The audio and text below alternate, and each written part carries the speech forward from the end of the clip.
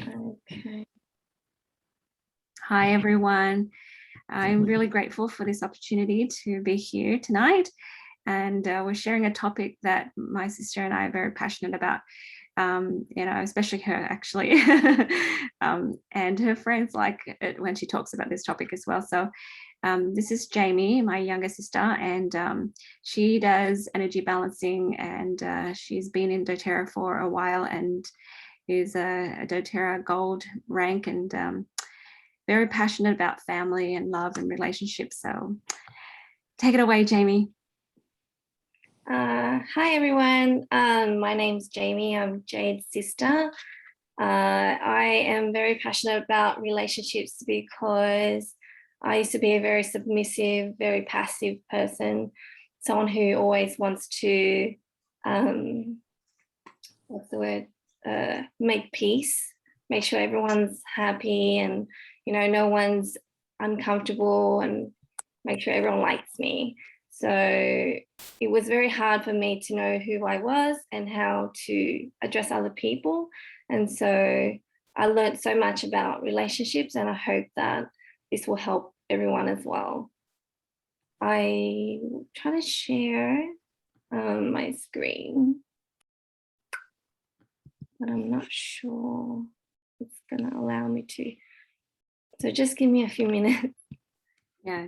I think my settings is okay. I gotta allow Zoom to for the privacy.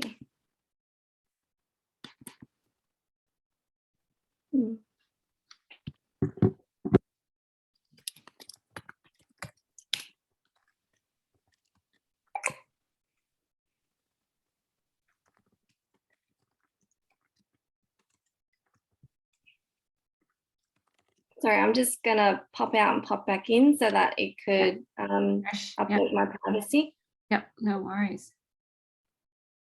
So do you guys have any questions that we can start with, and I can repeat that for Jamie? Anyone about relationships?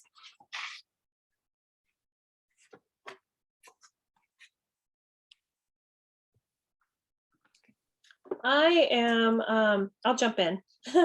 I am excited about this because I've always been trying to do a better job with my relationships with not just my husband, but with my children. And those relationships change as, your marriage evolves. I mean, we've been married 28 years, and also as the kids get older, your relationships change.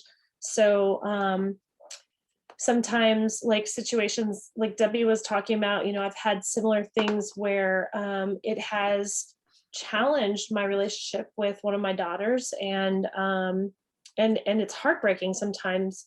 So I'm excited about this topic and really looking for ways that, even with friendships, like how you can strengthen and expand on friendships as well. And just, I think communication is a key in all relationships. So I don't know. I don't really know if I have a specific question yet of like just how to strengthen relationships that may be struggling. Awesome. Go ahead, Jamie. Unmute yourself.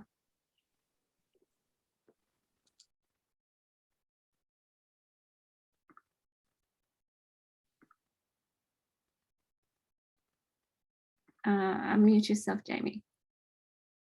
You just did it. Okay, can you see me now? Yes. Sorry, can you see my presentation? We can see it. Okay, awesome. Okay, welcome friends. Our objective today is to learn some tips on how to improve our relationships with people we love and care about. Relationships can be hard, but it can be the most rewarding bonds you can create. It is never too late to start improving your relationships. And that little picture on the side is my family on one side, missing about 10 or 15 people. But I love cultivating relationships. So I hope it will be helpful for everyone. And please, if you want to ask questions or anything, just let me know. I can't see chats, so my sister will read it for me, hopefully. Yep. Okay, tip number 1. You first need to believe that it's not impossible to change your relationship with others. You have to believe things can change for the better to give others the opportunity to improve as well. Okay, Jamie, is the slide supposed to move? Yes. Okay, we're on the first one. Oh.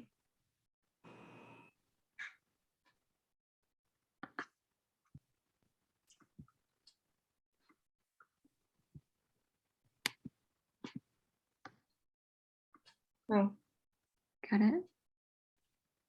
okay. It's a different view, but is that okay? We're still on the first one. It hasn't moved. Yeah.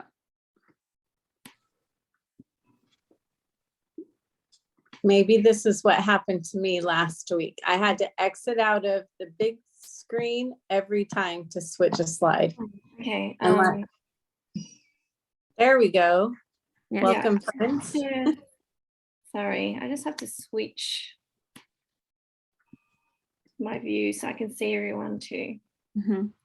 But it's sideways for some reason. Oh, wow. Okay, never mind. That will do. Is that okay? Even though it's not like really big. Yep. So we see the objective. Mhm. Okay, so this is an important tip because you can't start off a relationship or try to improve your relationship if you continually say, oh, they're never going to change, or it's never going to happen, or that's just how people are. Or relationships are difficult. Yeah, that's right. So the first thing you need to change is your belief on your relationship. So if you really, really want to improve your relationship with people, you first need to give yourself and others opportunity to improve. So that's an important tip. Okay. Allow yourself to be vulnerable. So this is really important because if you and the others don't want to be vulnerable, then there's not much point in trying to have a relationship. So you need to open up and give each other a try. So set the intention of being understanding of each other. So if you go head to head thinking this is what the other person's thinking, or this is how it is, you're not cultivating understanding and you're not trying to be understanding of each other. Set yourself a goal you want to achieve and stick with it. So what is it that you want to get out of this relationship? What is it that you want your relationship to be? So if you don't know what kind of relationship you want to have, then you're unable to get to that destination. It would just be all over the place. So first you need to make a goal and think, okay, so this is the kind of relationship I want to have. So for example, growing up in a Vietnamese family, my parents are they're very strict, but they're also like, oh, I need you to get this done, call me and be like, do this now. If you don't do it now, if you answer back to me, you're rude. So I was very compliant and I wanted to please people. So I was very I guess I'd do everything, but I'd be bitter about it and be unhappy. And then I want my space, but I don't know how to communicate that. So when I decided, hey, you know what, I'm gonna have a really good relationship with my mum. She's gonna respect my boundaries. We're gonna be friends. We're gonna be close, and I'll be able to have breathing room while I'm in a great relationship with her. So that was my goal when I started out improving my relationship with her. New relationship dynamics take time to evolve. So when you're trying to change your dynamic of your relationship, you need to be patient with yourself and with the other person, because you've always trained them to treat you in a certain way. So you can't be mad at people for taking their time to change, right? So it's a slow process, but you need patience. Remember that everyone wants to be loved.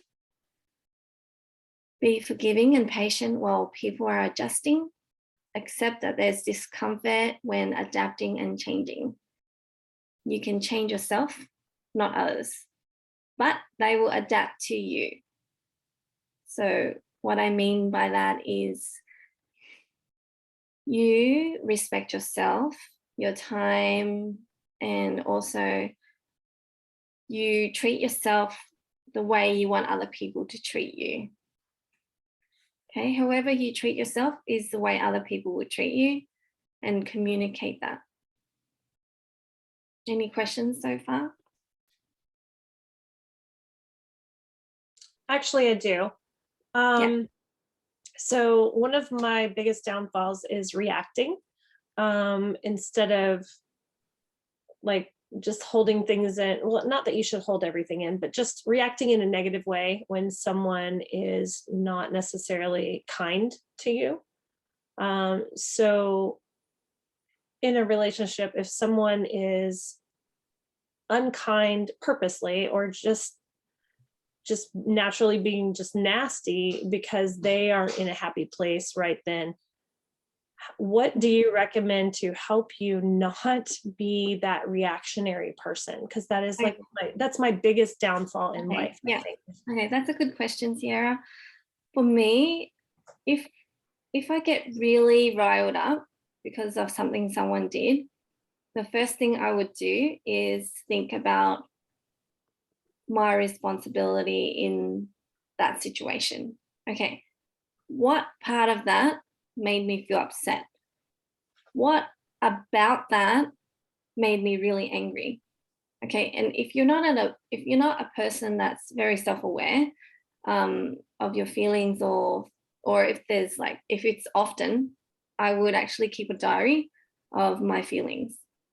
So I would write down exactly that scenario, and then what part of that scenario made me feel what certain way. So what is that emotion that you felt? And then try to think about why that made you mad. And that's when I would address that. So like, say my sister's new book or anything to do with the emotion, I would take on that responsibility for myself, why I was mad about that. Okay, because once you start blaming someone for something they did, then you can never improve on yourself or your relationship with them. So being angry is not a bad thing. Being angry tells you what you need to improve. Okay, so in most cases, if you have resolved all those issues that you've had about being upset, how I would react to the other person is, okay, I can see that you're upset. Is there something that happened to you that you would want to talk about with me? You know, is there something that I can help you with? I do not appreciate the way you speak to me. You know, I don't deserve X, Y, and Z. Okay, but I'm here for you. If you're upset about something, then let's talk about it. So that would be how I would resolve whatever issue it was.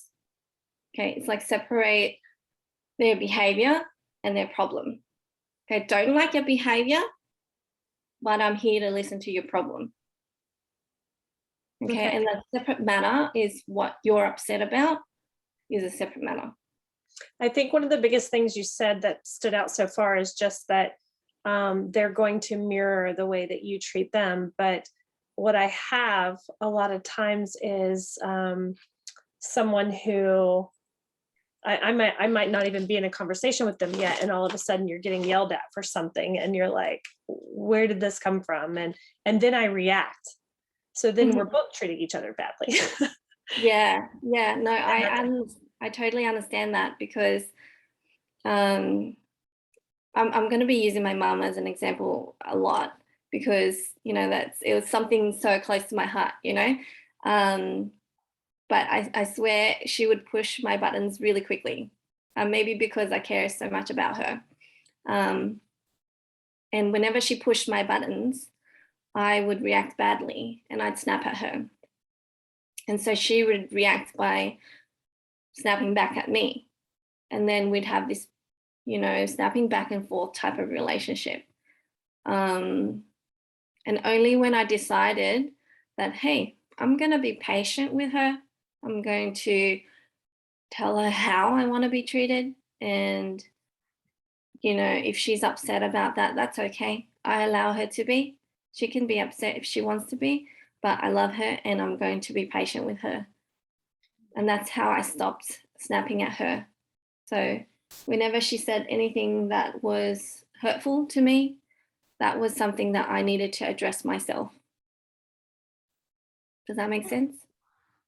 So in your case, Sierra, like, okay, if they want to be upset, then that's their problem, but kindly. Sometimes I get so excited because, like, I'm doing a good job of staying calm, and then it only lasts like a minute 30 seconds, and then I'm like, darn it, we're right back where we started. That's okay. You can't change your actions. You can only change your beliefs. So your actions tell you what you can work on next. So I need to work on my belief about like why it's making me angry. So I can tell you, I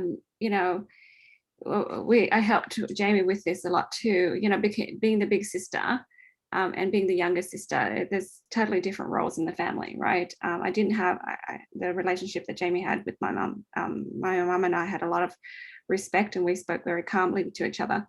But when we have hurt feelings, guys, sometimes when we're feeling hurt, we want other people to hurt with us because we want the connection.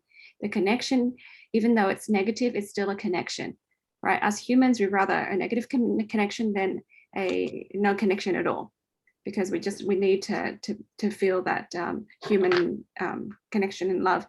But the thing is, when we're reactive, right? You can say, I want to be responsive, but I'm going to be, what did I react again?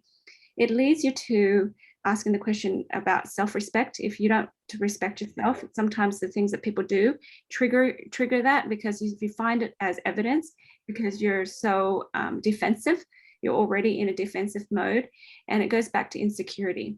Because when you are secure in who you are and how much respect and love you have for yourself, and then you, I guess, mirror that to the world, and the world wants to respect you back, you have less of a reaction. And so that works very well. Yeah. Yeah, that's right. Jamie, can I ask you, I was like Sierra, I would sort of hold in and then snap back. And I sort of stopped that behavior, and I tried to apply the things you just said. But what I found, I don't do it anymore, but I found it's just still reacting passively, that it gets me down. If the other person does that, I sort of withhold for a while, and then I don't snap back, but I really fall in the same hole nearly, and I feel really bad. It's like taking the other person's emotions on. Right. So do you feel like powerless? Do you feel like a powerlessness? Yes, probably frustrated, powerless, upset. Why the other person cannot be happy? Why the other person has to be senseless, be that way, treating themselves that way, and leave that into the air for everyone to absorb. And I get by most of the time, but then I found if it's too much or too many people have it, and I just really hits me in the gut as well, where it's just like a passive way of exploding, I guess. Yeah. So you do two things. So one, your boundaries are low because you are connected to the person. Of course I am. It's family. Oh, for sure. I understand Empathy, you know. Yeah. that. Yeah. And what was the other thing? You keep it in until you fester that feeling and you kind of explode once in a while. True? Yeah, rarely I do now, but it really makes me feel uncomfortable, down, like all of a sudden I feel like it happened to me.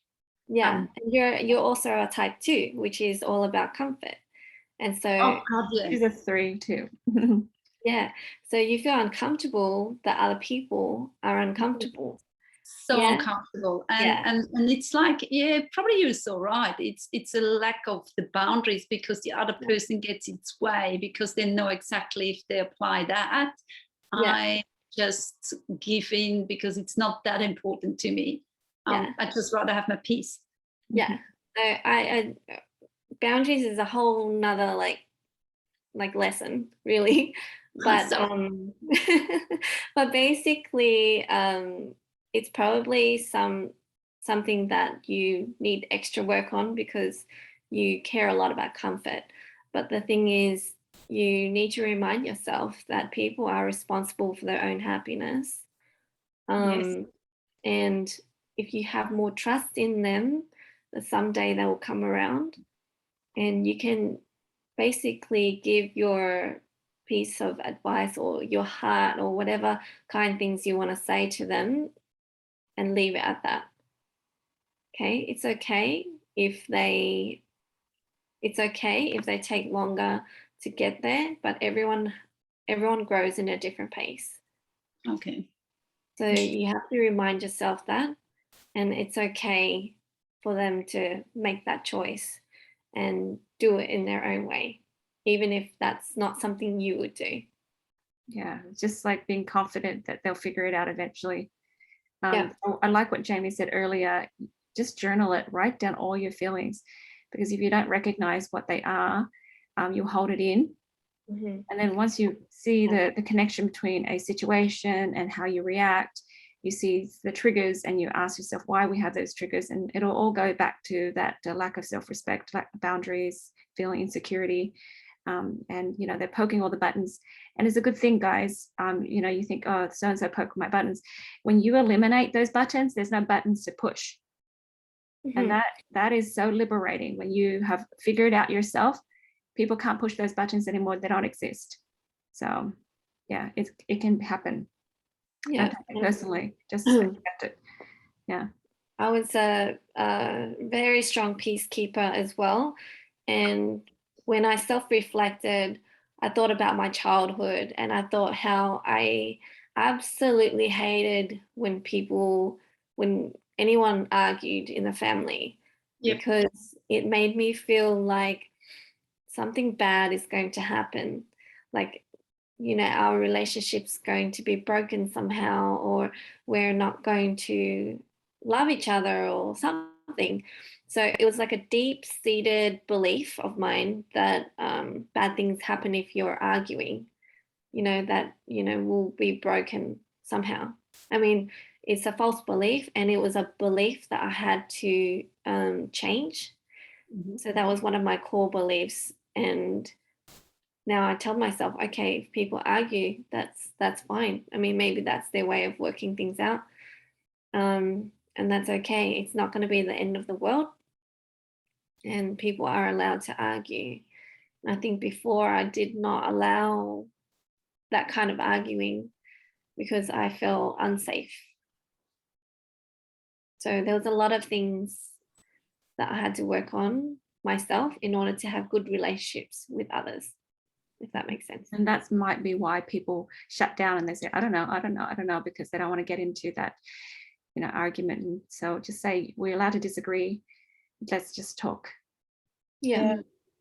My husband actually grew up in a family where he never, not once growing up, in his 18 years heard his parents argue. They would go into a back room or whatever and have their discussion or arguments privately. And it was actually really unhealthy for him to grow up that way and then marry me because I'm like, we're going to talk about this until we've resolved it. So the first time we ever had an argument, like he was in tears. He thought our relation, we were engaged the first time we had our argument. We had dated over a year and never had one argument. And so we had an argument in the first time and he was just in tears because he thought, oh my gosh, is our relationship over now? Because he had never heard his parents argue in 18 years. So, so I think there has to be, like you said, you have to understand it's okay to argue. Maybe that's the way they work things out. That's the way Tim and I work things out.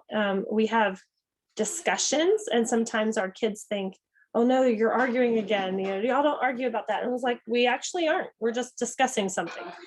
I just don't agree with your dad and he doesn't agree with me, but that's fine. That's okay. But it's important to know that you don't always have to agree. Yeah, that's right. Oh, Communication is so important. You know, it's better that than have this quiet, fake, sort of peaceful relationship where no one talks about their problems, you know. So when I got married and I moved in with my husband, we moved out together, you know, the first few months was quite horrible because we're trying to negotiate, you know, our living arrangements, who's doing what and how much cleaning everyone's doing or cooking. And so it was uncomfortable, but I was okay with being uncomfortable. But he was a bottle up type person and explode. And I'd continue to pick on him, not in a way that, you know, wow, I just had to keep digging basically. And he would be like, are you trying to argue with me? Are you trying to argue with me? Like, you want to fight? And I'm like, no, I don't want to fight. I'm just trying to understand. And eventually, I did it so much that now he's so open that he shares everything, stuff I don't even want to know, you know? But people can change. They just need to learn how to communicate. But yeah, basically, just because someone grew up in a certain way and don't know how to communicate doesn't mean that they can't. So with practice, they can. Okay, so what I was saying to Sierra before, take responsibility for the part that you've played.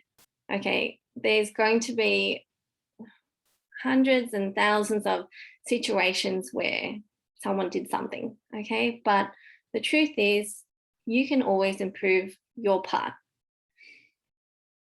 You and the other person, you've allowed them to treat you in a certain way, whether it's your child, your mom, or your partner, or whatever. But people can unlearn how you used to be treated. Okay, once you give yourself a certain type of respect, they will get used to it. So with me, I didn't know how to respect my time and efforts, and I felt unloved and unacknowledged. And that was because of me, right? So once I established, hey, mom, or whoever, you know, I would be glad to help you, but please, before you tell me what you want me to do, please ask me if I'm free, when I'm free, because I also have my own schedule, have my own family. So,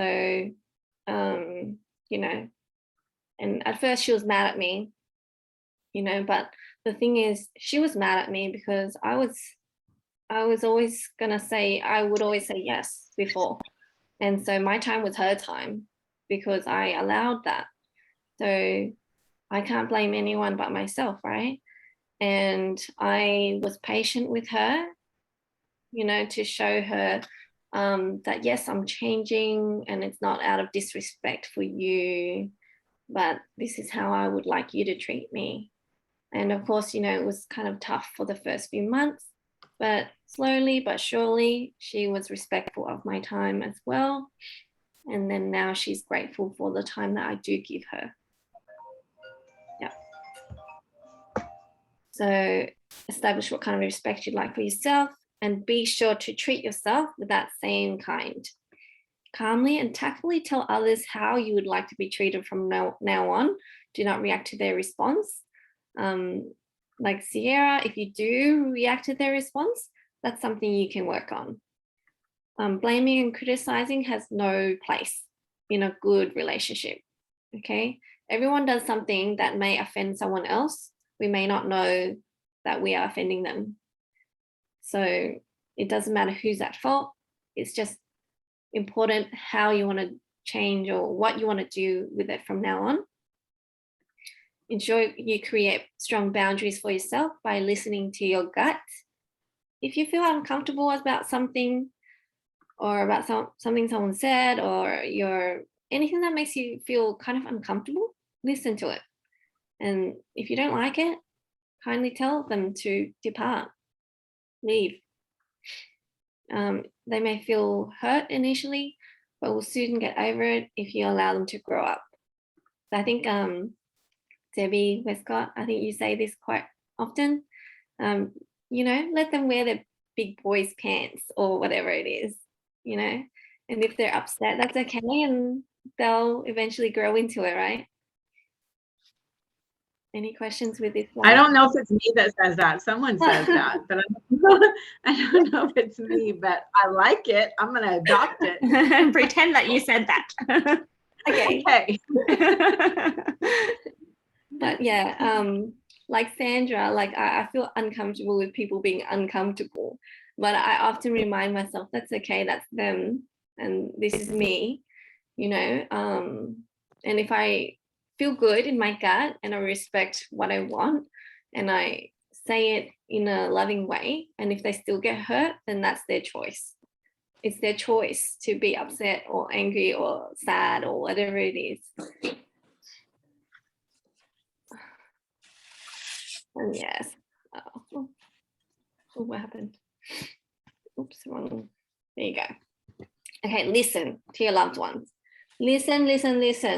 Like, don't listen and butt in. Okay, listening helps cultivate understanding. Allow others to speak their opinions without judgment or shaming. Okay, this one is a big one, okay, because if you show judgment or you shame someone for a mistake or something that someone did, they will never open up to you again. That's the truth. Okay, they will hide things. If the whoever it is hides things from you, they don't feel comfortable telling you about their problems, then you may want to self-reflect on that one, because people have deep, dark things, and if you want someone to understand you and you want the other person and you want understanding between both of you, then you need to show no judgment. You got to be understanding. So create a safe space for them to open up. You don't criticize or ridicule. Definitely no laughing. Ask questions to understand intentions, feelings, and purpose. This is something I say really often to my little cousin, because she tends to overthink things and kind of just judge what people are thinking. I think this person said this. I think that this is this. And I always say, don't make up your own opinion about it. If you don't know something, ask. That's the easiest way to understand something. So Jamie, it's kind of like villainizing people. So if you're saying that person probably meant this and probably meant that and intentionally set out to hurt me, right? That's right. When you villainize people, then you remain the victim. And so you hold on to that victim role, and being a victim, you're not going to get out there and fix yourself. Yeah, that's right. So you can't be pointing fingers if you want to improve on your relationship. There's a lot of times where you know, my husband would ask me something or make a comment, and I would kind of like feel a pang, like, you know, and I think, is he trying to insult me? And I'll literally straight up and say, are you insulting me? You know, before making a judgment. And he'll be like, oh, no, I wasn't trying to insult you.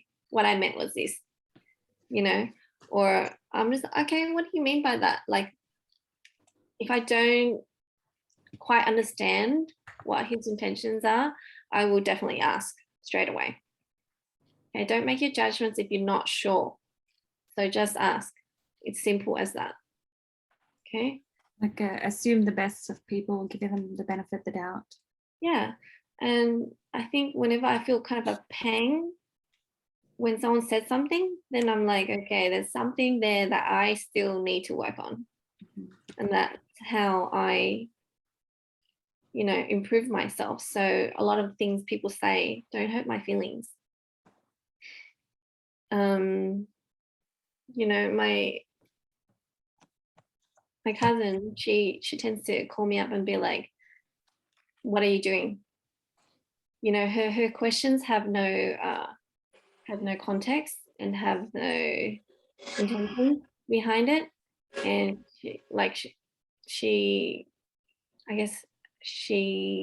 a lot of people get confused about what she's asking, and can be like, why is she asking me all these questions, you know? And what I would do is, before I answer her question, I'm like, why? Like, why do you want to know? Why do you want to know? You know, and then she would say, okay, this is my intention, blah, blah, blah, blah, blah. And then I'm like, okay, well, this is how I'm going to answer her. So if you don't know why someone's asking you something, you can also ask them back, like, why do you want to know? Or, you know, just to clear it up. So it's really important when you communicate to ask the details if you're not sure. Can only give advice when asked of you. So sharing personal related stories can help with bonding. Okay.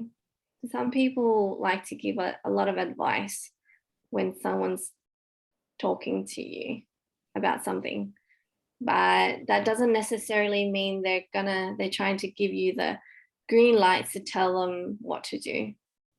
So if people ask you, then you can share. Do not take over or fix others' issues, or you will be robbing them of an opportunity to grow.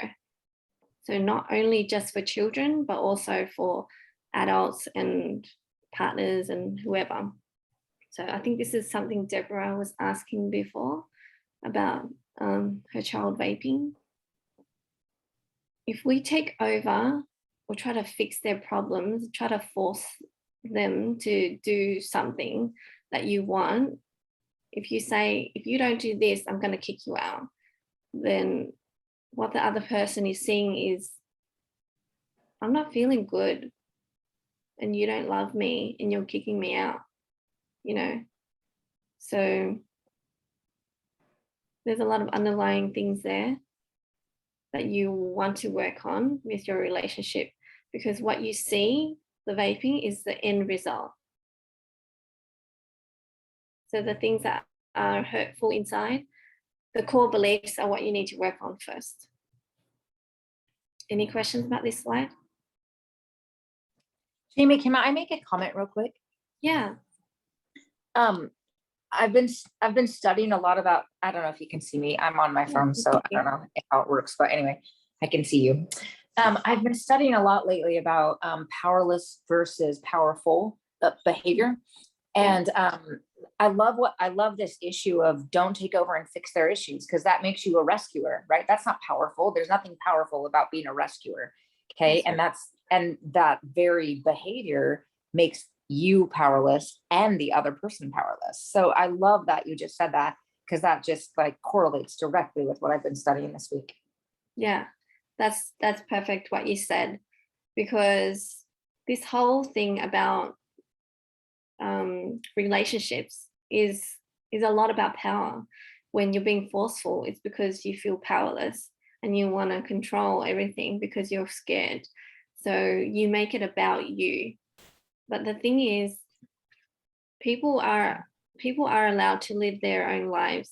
And when you're respectful of people's boundaries, then you can be supportive of each other objectively. So sometimes it's easy to say, I'm a fixer, right? I'm a fixer. That's what I do. I fix things, right? That's a great quality, but it's not. It's literally directly correlated with powerlessness. And I did not realize that I was doing that. And I do that all the time. I go and I fix other people, right? And just realized, and that's not, I was the same way until I met a friend who continually tells me her issues, and because of the person that I am, I feel like I'm supposed to help her fix things. And then she said to me, no, I don't want advice. And that's when I realized that not everyone who tells you their problems actually want a solution. And this is a big one for children as well. You know, it starts off when they fall over, and if you always try to pick them up, they don't know how to stand up, you know? So people need to feel safe in making mistakes and hearing their deepest, darkest secrets, or like they're ashamed that they, you know, everyone has things that they feel ashamed about in the past. And if you're going to be judgmental, then no one's going to open up to you. Yeah. Jamie, can I say something about the robbing? Yeah. Actually, we're just talking about this with a friend today. So it's hard when we feel like, you know, we're the mom or we're the one that's supposed to, in our minds, we're supposed to. And, you know, I turned the question over to her and I said, well, why don't you ask God if you're a good enough mom already? Because sometimes when we let the child determine whether we're good mothers or not, we give them the power to manipulate us, right? And in the end, when we become their saviors all the time, we rob them of the opportunity to go to God and have that relationship with Heavenly Father. So, you know, if you can just tell yourself the reasons why you don't need to fix people, because in your heart, as a loving, caring mother, you automatically want to jump in and make sure that they're happy and they're safe and they're comfortable, right? But sometimes you have to tell yourself it's okay for them to be uncomfortable, because it compels them to connect to God. And when they're connected to God, they have the best answer and the best support, right? And I'm okay. I'm a good enough mum. You know, good mums allow their children to have an opportunity to be, you know, alone with God, right? Because otherwise I extend their pain. And if I understand that, I see that I have a greater love for them. You know, I love you so much that I want you to know that you have the power to fix this, instead of I love me and I want me to be a good mom, so I'm going to fix you, right? It's about your discomfort that you want to get rid of. It's not about you helping them be the best that they can be. So if you kind of convince yourself like that, you letting you go to God, yeah, and ask when you have questions sometimes. Yeah. Sierra, go ahead. Yeah. I was just going to share something. I don't remember where I heard this, but we are in such a society that is so focused on success and like fitting in a box that everybody has to fit in a certain way. There are social rights and wrongs, and that even going through school, you know, our children have so much pressure to be just a certain way, or they're not accepted or fit in or whatever. Anyway, I heard this, I can't even remember if it was like this group related or if it was something else somewhere else, but this gentleman, every single time his daughter would come home from school, instead of saying something like, you know, what was your what did you succeed in today? Or what was your biggest challenge or anything like that? He would always ask her, so what did you fail at today? That's so What reflective. was your failure? And they would share that. And he was like, great. Well, what did you learn from that?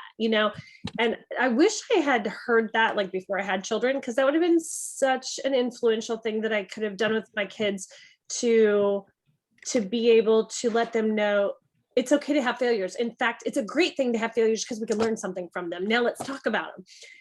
Instead, Hey, I grew Sierra, up, yeah.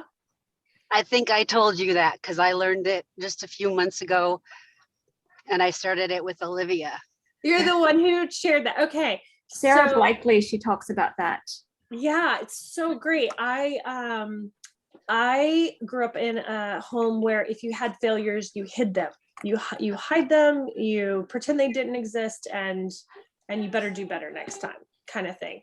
So I think like that's a really important thing to allow your children to understand, that it's okay to fail sometimes and that we can learn so much from our failures. Yeah, I think that's perfect. I mean, what my sister and what Sierra is saying.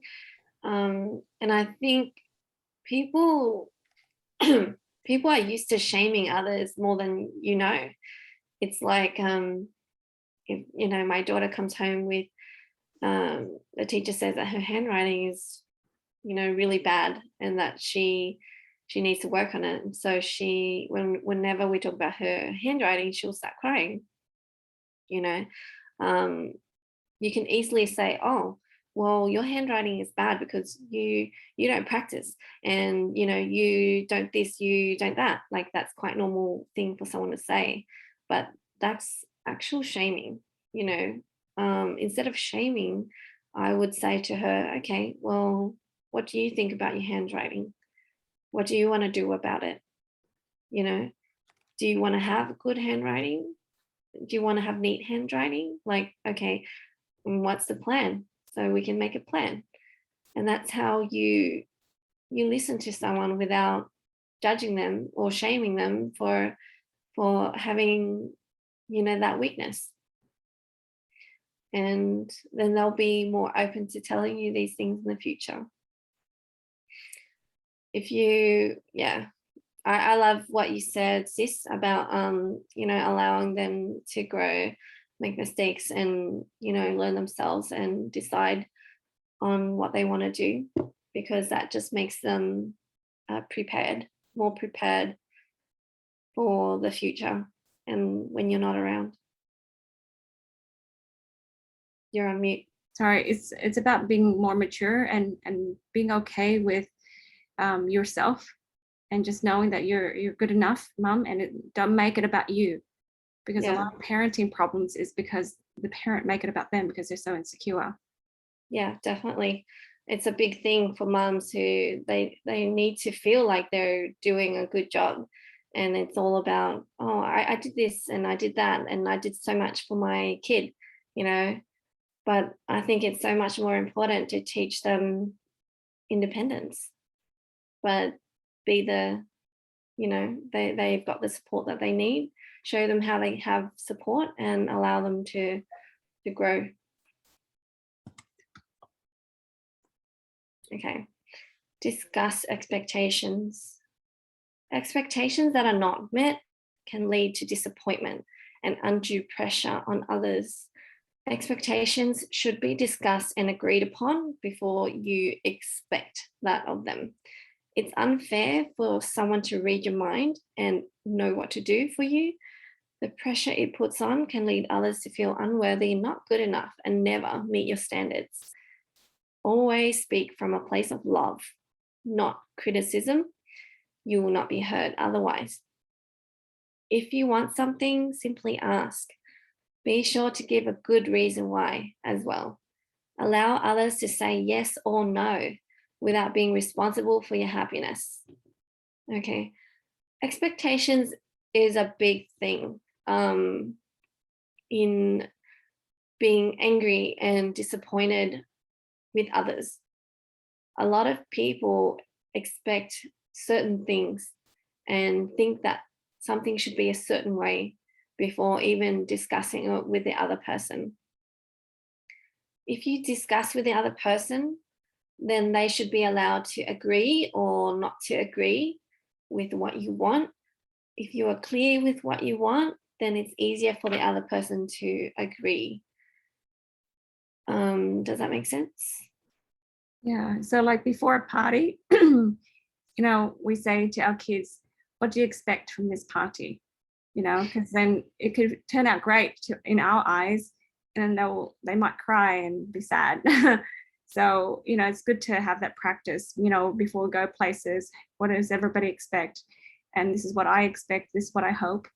And then it kind of sets the tone, and it's healthy.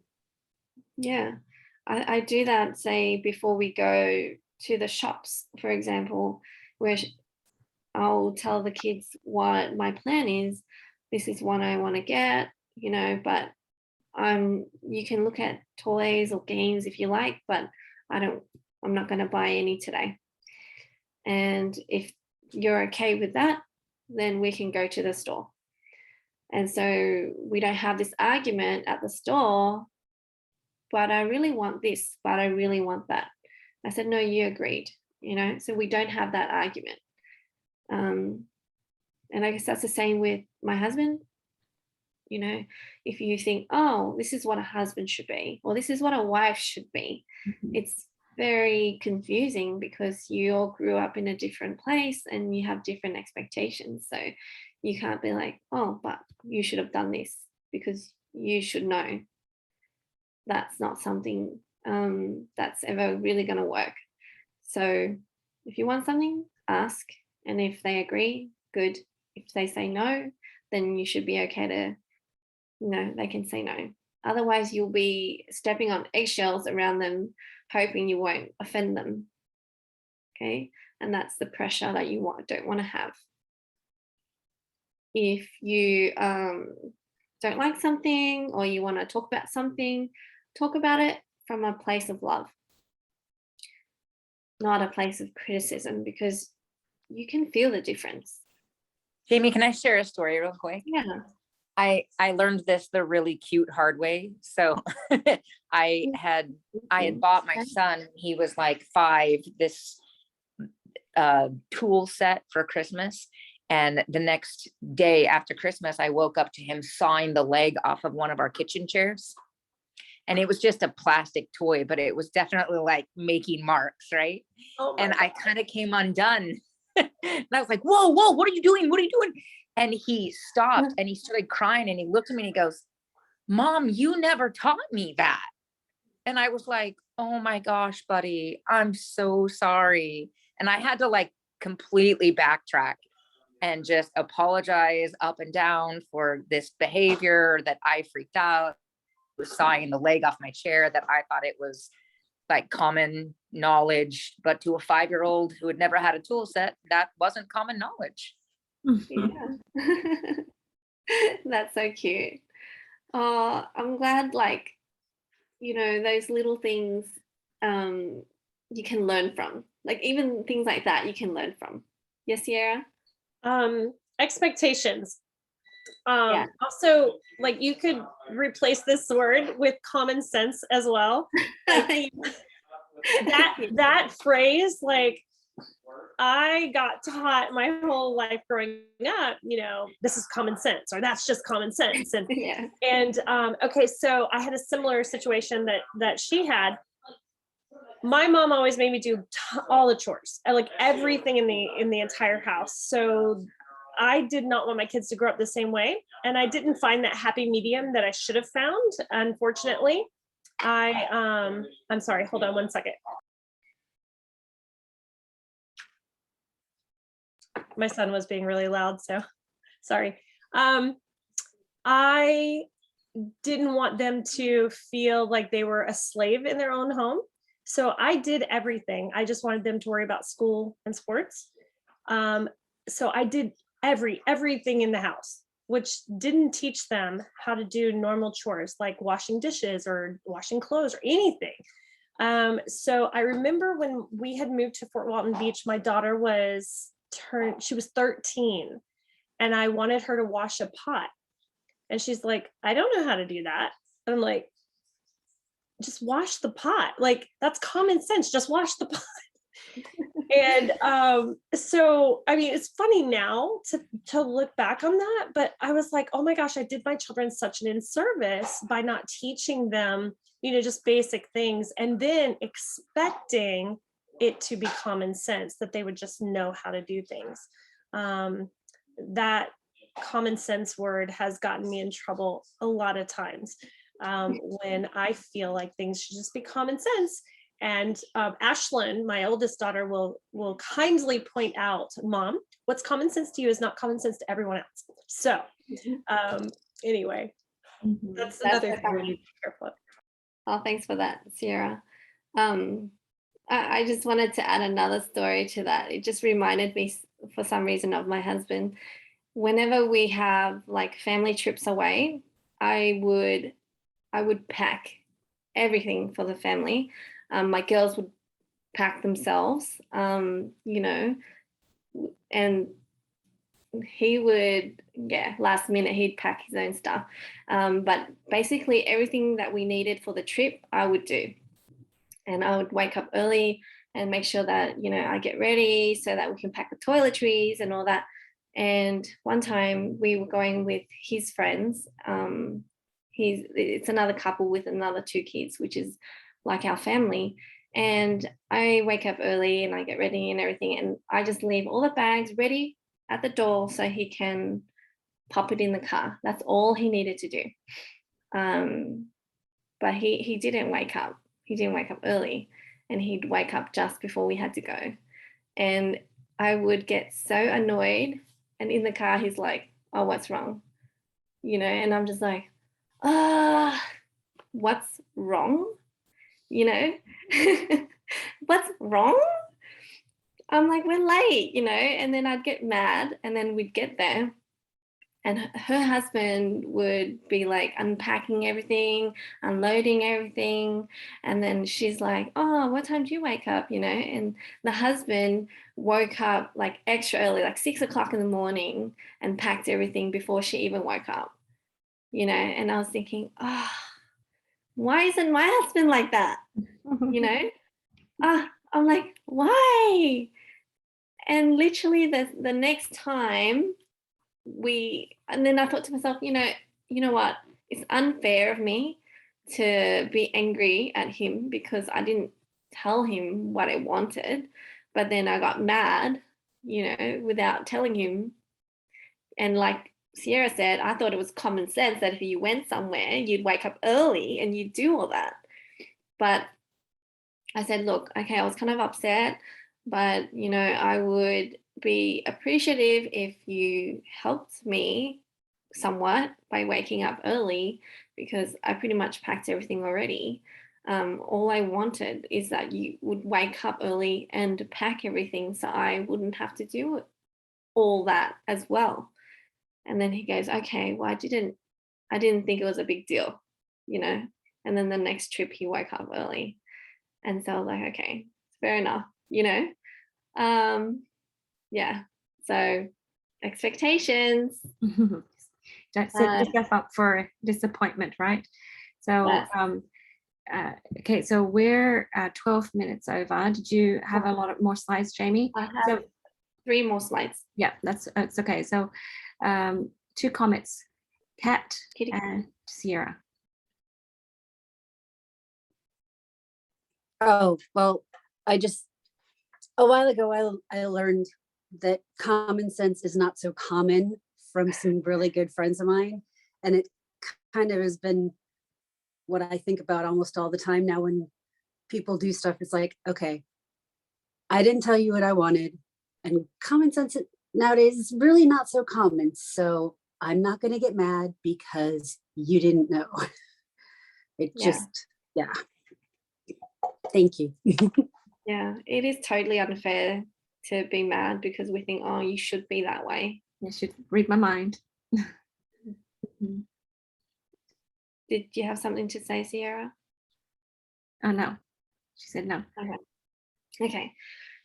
Show lots of love, okay? by utilizing their love language. Okay, sometimes people act out and get mad at you because they feel unloved, right? So people can feel unloved when you draw boundaries. So you can reassure them that you are putting in all this effort because you love them and that you want to cultivate a stronger bond through understanding. Keep persisting. It is not about the hurt you cause each other, but it's about the love you grow for each other.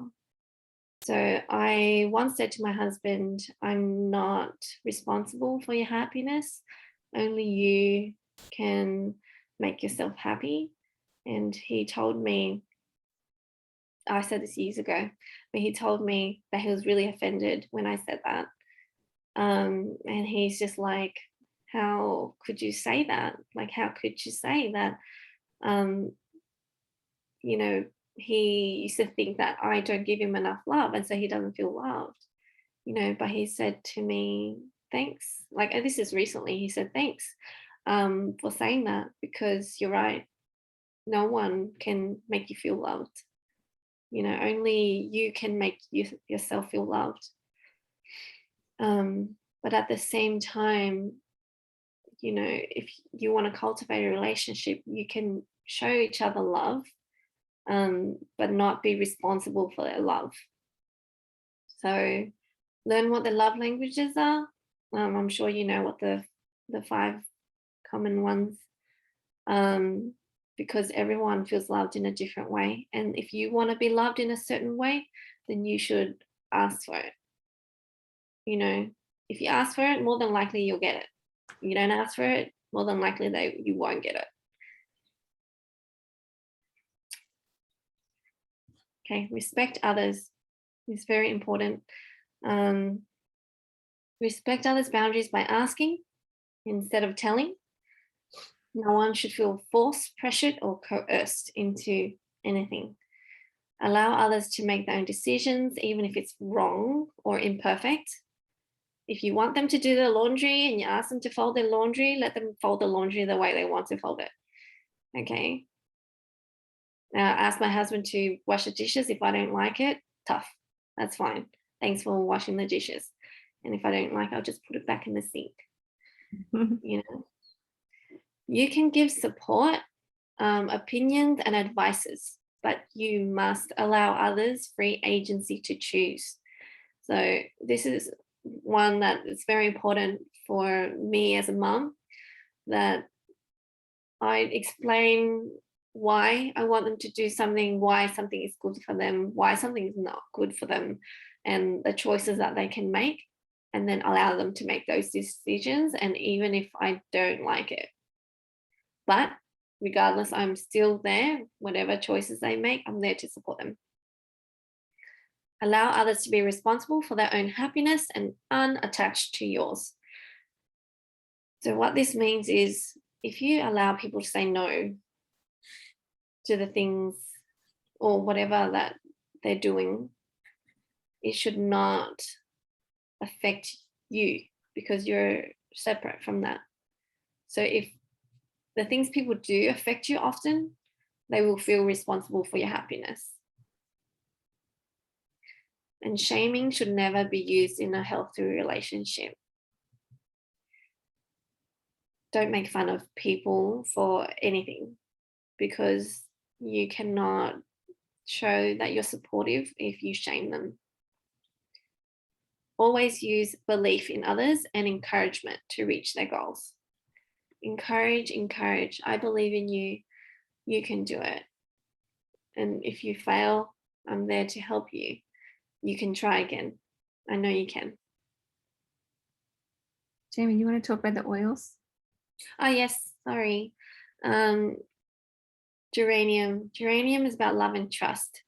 So trust others that they can make their own choice.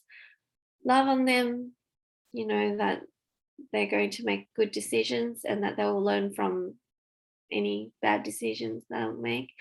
Arbor Vitae is an oil to show that you're not alone. You know, that you slips my mind. Sis, what's Arbor Vitae? It's divine grace. So kind of like give people grace, like you said, let them do it imperfectly. You know, it's okay to do it wrong, but just be there. Yeah. I think I missed a couple of other ones. Yeah, you can go back if you like. Okay. Neroli is about partnership. So you can have a partnership and you can allow others to be like together with you, but also separate from you. And then cedarwood is community, that you're not alone. You don't have to do it alone. And that, you know, people can do things together. And then there's together, which is kind of self-explanatory. A feel of togetherness. Listen to your loved ones. Lavender is about communication. So communicating, allowing your voice to be heard, allowing others' voices to be heard. Marjoram is connection. So you can feel connected to each other, and that you can have a strong bond. Magnolia, self-love. Love on yourself first before you can love on others. And then, you know, tea tree is for boundaries, so that you can be there but not be connected. And lemon eucalyptus is safe space, personal space. Like you can be your individual you, and you can have this shield of protection so that you don't feel hurt, regardless of what other people do. Very good. Sierra? I was just gonna say, the last thing we were talking about is shaming. It can come in a lot of different forms. And I know sometimes when I'm talking to my oldest daughter about just things that I think she may need to work on, it might be same things that I need to work on. Like, I don't know how to exactly, and I think that falls back to a little bit of her insecurity. I don't know how to say them perfectly to where it might not hurt her feelings. Like tonight, I said, hey, the class tonight is on this, and I think maybe you should listen to it. Well, she got totally offended by that. I need to listen to it. And I was like asking her to join me basically, but she took it really, really negatively, in that I was making a negative comment about her relationships or dealing with relationships or whatnot. So I did not mean to have a moment where I was shaming her, but that's how it came across. So I think we need to be very aware that we can trigger their, what do you call them? Trigger points or buttons, you know, we can trigger their buttons as well on something that we wouldn't think would affect them, or shame them when we aren't really meaning to. So it wasn't on purpose, but at the same time, we don't need to baby people. But when we speak, we should, in general, practice telling people what our intentions are. So what you want and why you want. Help all of us, especially her and I, because I would say it's amazing. It's so weird. We're so much alike, and we get along brilliantly at times, and then other times you would think like that we've never had a good relationship if you overheard, you know, how we talk. That's fine.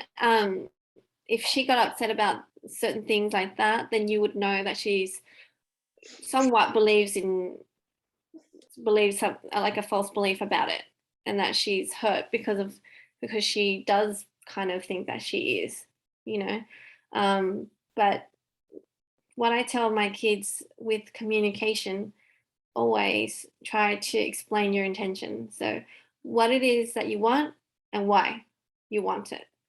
So what and why. So there's less misunderstandings. And if she's hurt by that, then that's okay. She can be hurt by that. And that's something that she can work on. But when you start developing, you know, like a relationship with her and you want to improve on that, then you can work on slowly better communication skills, because if she's offended by or very sensitive by the things that you're saying, then she doesn't feel safe. Mhm. Yeah. That's so good, Jamie. And also, I think comfort them, like you said, like, I will always love you. You can't do anything that will stop me from loving you, you know. So just those things. And then, you know, if you do speak and you don't mean to, but if they choose to be offended, then, you know, you've done your best. Yeah. Mhm. Yeah. All you can do is just you know, communicate more, explain yourself more, tell them how much you love them and where you're coming from. And if they choose to be offended by that, then that's their choice. And someday they'll grow. They'll get it. Yeah. They'll get it. And I think Yeah. the best thing is just to be confident in people. Yeah. Mm-hmm. Confident that they'll get it eventually. Yep. Thank you. So Jamie, they asked if you could show the second and third slide. Oh, sorry. Screenshot. I got in the chat. Screenshot. So this one? I think the next one, right? This one? Is that it, Cheryl? The second one, was there one on that? I got them all except for the second and the third. I just got the third. Okay, so this is that one and that one. Okay, I'm good. Okay. Well, thank you so much, Jamie. You're welcome. That's I hope it awesome. was okay. That's excellent. Thank you so much. Really good discussions. All right, I'll stop the recording now. That was really good, Jamie. Thank you. I actually really needed this one.